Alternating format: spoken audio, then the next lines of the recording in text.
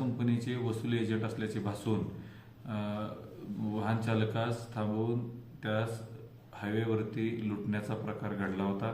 त्या अनुषंगाने महात्मा गांधी चौक police station येथे 318/25 भारतीय न्याय संहिता कलम 309 व इतर कलमान्वये गुन्हा दाखल करण्यात आला होता। फिर्यादी यांनी पोलीस स्टेशन येथे येताच 2 तासाच्या आत महात्मा गांधी चौक पोलीस स्टेशनकडील देवी पथकाने यातील आरोपींचा कुठलाही ठाव ठिकाणा इत्यादी माहीत नसताना तांत्रिक पुराव्याच्या आधारे आरोपींचा शोध घेऊन आरोपींना 2 तासाच्या आत अटक केली होती। आरोपींना माननीय न्यायालयाकडे हजर करताना आरोपींना न्यायालयाने 2 दिवस पोलीस कोठडी दिली आहे। पोलीस कोठडी दरम्यान आरोपीकडून गुन्ह्यात वापरलेले दोन्ही वाहने तसेच गुन्ह्यात चोरी झालेली लुबाडलेली रक्कम 8,000 रुपये ही हस्तगत करण्यात आलेली आहे।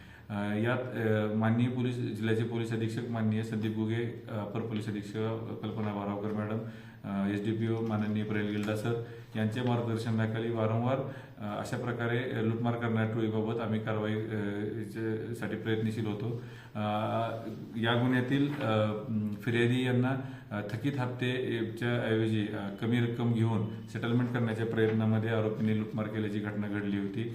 आम्ही याद्वारे सर्व नागरिकांना आवाहन करत आहोत की अशा प्रकारे जर वाहनाची किंवा इतर रिकव्हरीच्या बाबत कुणीही फसवणूक करून किंवा लुबाडणूक करून किंवा लूटमार करण्याचा प्रयत्न करत असल्यास आपल्याला भासून आल्यास दर्शन आल्यास आपण तात्काळ डायल 112ला संपर्क करायचा आहे किंवा तात्काळ सांगली जिल्हा नियंत्रण कक्षाला आपण संपर्क करून याबाबत माहिती द्यायची आहे। महात्मा गांधी चौक पोलीस स्टेशन अशा प्रकारे लूटमार करणाऱ्या टोळींवर यापुढे देखील कठोर कारवाई करणार आहे।